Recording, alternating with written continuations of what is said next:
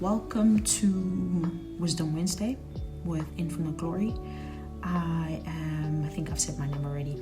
So today my wisdom, or my nugget of wisdom, is based around resting in the Lord. And we're going to look at two scriptures, that is Psalms 23 and Hebrews chapter 4 verse 9 to 11. So Hebrews chapter 4 verse 9 to 11 reads, "There remains then a Sabbath rest for the people of God.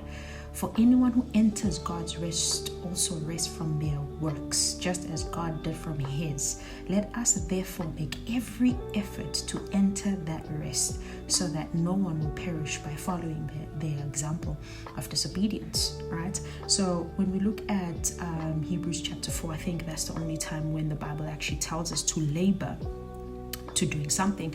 We know that the Bible tells us that our works is as filthy rags. But then when it comes to entering into the rest of God, that is when the Bible tells us to actually start laboring, right? Now, what does laboring look like when it comes to entering into the rest of God?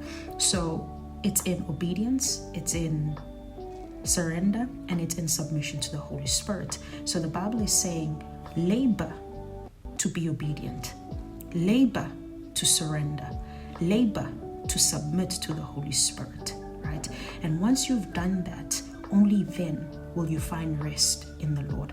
And what does that rest look like in the Lord? And that's when Psalms 23 comes in, right? How you know that you have now entered into the rest of God is that you will see Psalms 23 come to play. And I know this is a famous Bible verse that everyone knows and everyone quotes, but together with Hebrews chapter 4, it gives a totally different twist. So I'm going to read it.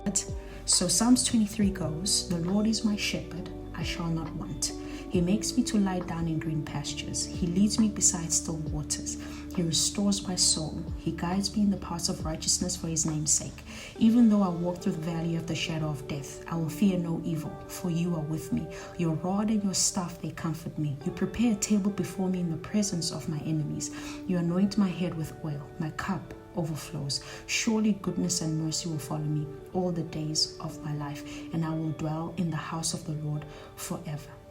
You see, what Psalms 23 is talking about here is that the Lord is my shepherd, right? When you are surrendered, then you are led. He leads me in the paths of righteousness. That's your promotion, right?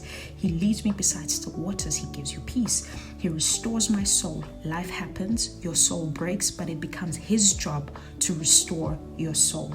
He guides me in the paths of righteousness for his name's sake.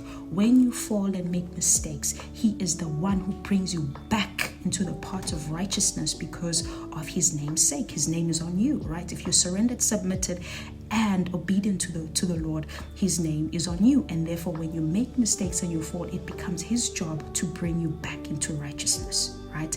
And so you'll see that when we read all through Psalms 23, it is the Lord who does all the heavy lifting. The only thing that you do is you follow his instructions, right?